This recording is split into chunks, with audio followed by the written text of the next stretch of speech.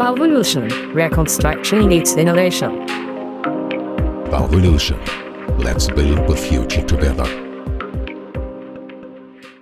Today we're jumping into something pretty fascinating. We are. We're looking at the world of Star Trek, believe it or not, and how its vision kind of connects with the real-world evolution of construction and, well, real estate. Yeah, it sounds a bit out there at first, maybe, but the sources you shared really draw some interesting lines. Totally. So we had that intro piece from the Bovolution podcast, meeting Dave and Carol briefly. Right, setting the stage. But our main source, the one we're really diving into, is Christian K. Carl's blog post, Star Trek und die Bauimmobilienwirtschaft, Teil 2, Bovolution.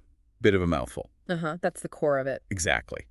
So while the podcast intro was helpful, Christian's article, well, it really pushes into these future concepts. Our mission today, for everyone listening, is to pull out the really key insights from that article. Find those surprising links between the sci-fi and where building and cities might actually be heading. Yeah, exactly. We want to make it clear, easy to grasp, no jargon overload, just the cool stuff, the connections. So, ready to engage warp drive. Ready when you are. Where do we start? Well, the article kicks off with something super iconic, right? The tricorder. Has to be. Yes, the classic Star Trek gadget, analyzing everything. And the article immediately jumps to, what if we had a Star Trek tricorder for the building site? Okay, let's unpack that. What does that even look like in construction? Well, think about real-time monitoring. The article suggests using it to check structural integrity constantly, like finding weak spots before they're a problem. Okay, like X-ray vision for the building as it goes up. I get that. Precisely. No. And not just the structure. Imagine instantly checking material quality. Making sure it's up to spec. Right. Or monitoring air quality inside, especially in confined spaces. That's huge for worker safety. It could even potentially monitor the workers' health signs. The big idea is shifting from, reacting after something goes wrong to preventing it in the first place, using data. Exactly. Proactive safety. That is a big shift. So not just fewer accidents, but actually stopping the conditions that lead to them. What about the building process itself? Does it help there? Oh, definitely. Think about project management. If you have instant, accurate data on how each part of the job is progressing. You can allocate resources way better. Spot on. Send materials, crews exactly where they're needed, right when they're needed. No guesswork. Schedules could become dynamic. Adapting on the fly based on real data, not just plans made weeks ago. Exactly. Could speed things up, cut down delays, save costs. It's transformative potential. Okay, so live data feed instead of old reports. Makes sense.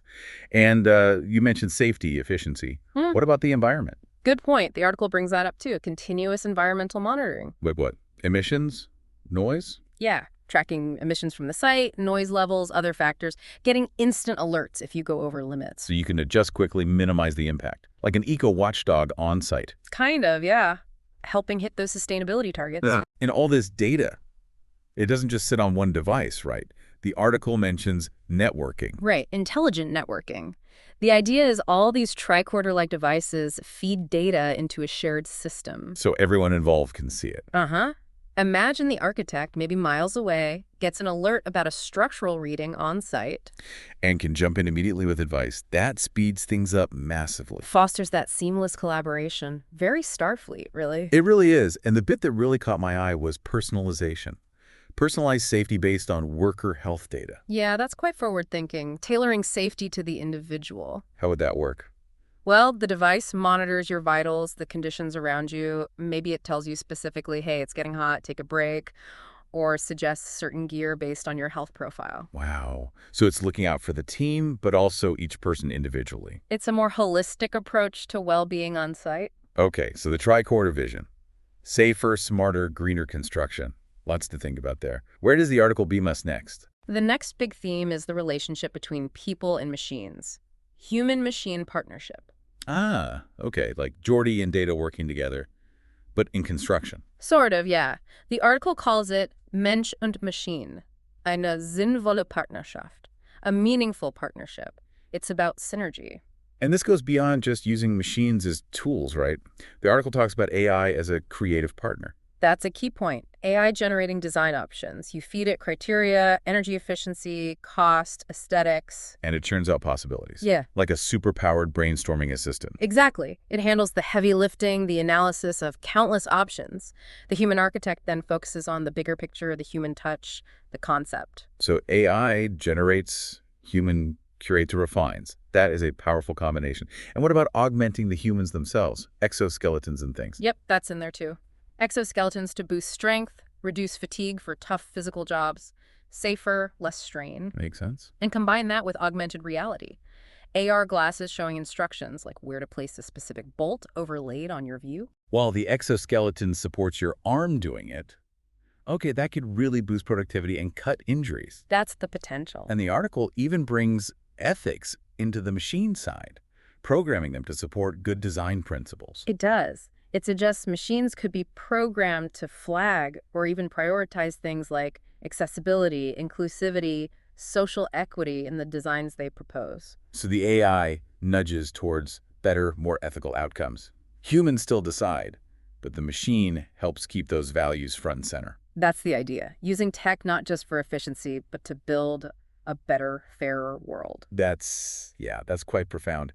And this partnership, it's not static, is it? The article mentions coevolution. Right, a learning loop. The machines learn from data, from human feedback. They get better. And humans learn how to work with these new capabilities, enhancing their own skills. Exactly. Both sides grow and improve through the collaboration. A constantly evolving partnership. And the last bit in this section, machines helping with unexpected problems. Yeah, flexibility. Stuff always goes wrong on site, right? Yeah. Material shortage, unexpected issue. Always. AI could rapidly analyze the problem, generate potential solutions or workarounds, giving the human experts more options faster. Okay, so from creative input to problem-solving backup, a really integrated partnership. So next up, quantum communication. That sounds like we're jumping straight to the 24th century. It definitely feels that way. Star Trek's instant subspace communication. The article applies that kind of thinking to future cities. Quantum communication. Die Zukunft der Städte. And the first thing mentioned is security. Ultra-secure networks. Yes, because of the physics. Quantum entanglement means if someone tries to eavesdrop. They automatically disturb the signal, and then you know you've been hacked. Basically, yeah. Impossible to listen in undetected. Think about securing critical infrastructure, personal data. It's a huge leap. Way beyond just software encryption, using physics itself. Okay, secure networks. What else? A reactive infrastructure. Imagine the city's systems, traffic, energy, emergency services, all communicating instantly and securely. So traffic lights could adjust in real time to prevent jams. Energy grids could balance load perfectly. That's the vision. Emergency services coordinated with incredible speed, making the city hyper-efficient and responsive. Wow. And holographic communication, really, like on the Enterprise bridge. That's the Star Trek vision bleeding through strongly. Interacting with someone holographically like they're right there with you. Changing meetings, remote work, even entertainment. Potentially, yes. A whole new level of virtual presence. Okay, that's definitely futuristic. What about decentralization? Making cities less vulnerable. Because different parts of the city buildings, transport, utilities could communicate directly and securely with each other without needing a central hub. If one part fails, the others can adapt. Less chance of a citywide shutdown. Exactly. More resilience, more fault tolerance built in. Makes sense. A more robust system overall. And this quantum communication could be the backbone for AI-run smart cities. That's the idea. The sheer speed and security allows AI to manage the incredible complexity of a modern city, processing vast data streams in real time. Optimizing everything based on live secure data. Like the city has a quantum nervous system. A good analogy, yeah. And the final piece here, linking cities globally. Limitless global networking, cities sharing innovations, data, best practices in real time. So a breakthrough in sustainable tech in one city could spread almost instantly worldwide. Fostering global cooperation on a whole new scale. It's a big vision. Truly is. Okay, shifting gears a bit now. The article moves into trade, values, a post-scarcity society. This feels more philosophical. It definitely does. It draws heavily on the Federation ideal where material needs are met, freeing people up for other pursuits. Right, contrasting it with the Ferengi and their rules of acquisition, Yeah. always chasing profit. Exactly. To highlight a potential shift in what we value, the article talks about moving from ownership to access. So less focus on owning stuff, more on accessing services, like construction as a service. Potentially. Or valuing the digital design, the sustainable process, more than just the physical building itself. It's a paradigm shift in the economy. And if material stuff isn't the main goal, knowledge becomes the highest currency. That's the argument. Universities, research centers become even more crucial hubs for learning, innovation, sharing ideas, not just pathways to earning money. Because learning and creating are the things people want to do when basic needs are met, which leads to culture and creativity booming. Yes, the article references data learning to paint, mentored by Geordie. When you're not struggling for survival, art, culture, personal expression, they flourish. It's about enriching life, not just sustaining it. And this ties into community resources, shared tools, housing. Reinforces that move away from individual ownership. Shared libraries of tools, co-housing, efficient shared transport, more sustainable, more community-focused. A more collaborative way to live. And then there's this idea of time as a new currency, but not like that movie In Time. Right, carefully distinguishes that. It's more like time banking. Exchanging skills or help based on time spent. Fostering mutual support. Valuing human connection and contribution directly. Interesting. And this all leads to more global cooperation, like the Andorians managing to work together despite differences. The idea is, if scarcity isn't driving conflict, maybe nations can cooperate more easily on big challenges. Climate change, for example. Shared goals become easier to pursue. A more unified planet. Okay, which brings us nicely to the last big theme. Yeah. How we interact. Moving from competition to co-creation. Yes, der Umgang miteinander. Von Konkurrenz zur Co-Creation. The article suggests digital tools can help us make this shift, work together better on global problems, more transparency, shared purpose. So instead of companies or individuals trying to beat each other, they work together, sharing knowledge. That's the core of it. Imagine everyone on a building project, architects, engineers, builders, even the future users collaborating openly from the start. Sharing ideas to get the best, most sustainable outcome. Harnessing collective intelligence. Exactly. But the article is careful to distinguish this from, say, the Borg. Right. It's not forced assimilation. No, it's voluntary collaboration in open networks. Sharing R&D, maybe, but respecting individual contributions and IP. That's a key difference. And inclusivity comes up again, making sure all voices are heard. Using digital platforms, maybe VR, to let everyone involved, managers, workers, the public, have a say in planning and design. Democratizing the process, giving everyone a stake. The article uses urban gardening as an example. As a small-scale example of co-creation, people working together, creating something valuable, building community ties, synergy in action. And like before, this isn't limited by borders. Global networks for co-creation. Absolutely. Experts worldwide collaborating on climate adaptation strategies, sharing solutions instantly, using global knowledge pools. The goal isn't just profit anymore, it's sustainable value. There's even a funny Frankie rule twist mentioned. Hey, yeah. It emphasizes creating long-term value, environmental, social, economic, for everyone.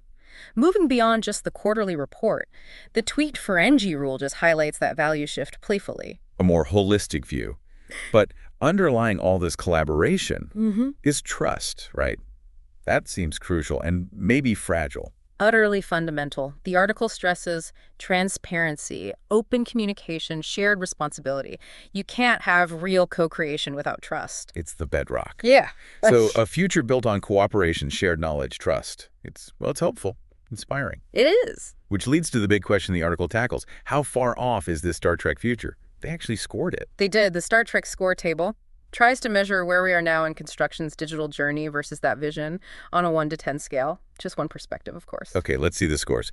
Tricorder for the building site gets a 6. Yeah, the reasoning is we have portable data devices, but nothing with the full all-in-one power of a real tricorder yet. Fair enough. What about human and machine, a meaningful partnership? Also a 6. We're using AI, using machines, but that deep, seamless synergy isn't fully there yet.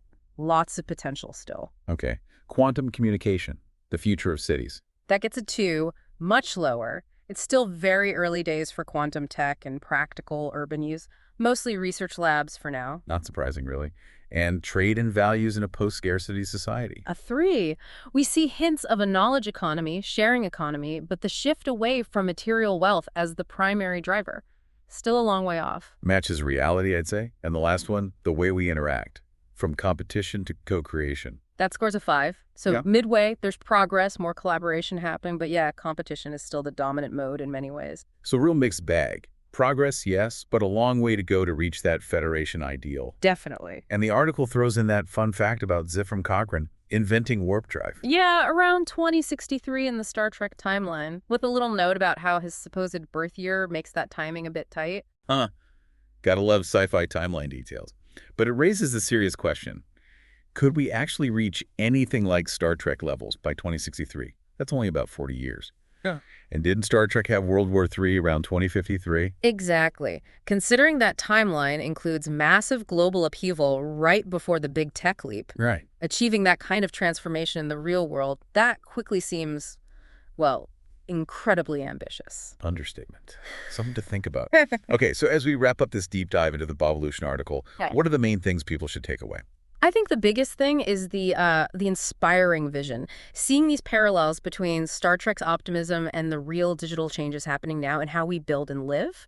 They're aspirational, sure, but they give us ideas, directions. Absolutely. And that call to action at the end, those 3 German words, innovieren, cooperieren, engagieren. Innovate, cooperate, engage. Right. Innovate. Use the new tech BIM, VR, IoT, 3D printing. Push the boundaries. Cooperate, work together, co-create those sustainable, fair solutions. It's critical. And engage. Yeah. Get involved. Participate in shaping the built environment so it works for everyone. It's a call for active participation, not just passive observation. So it's not just about dreaming of the future, it's about actually building it.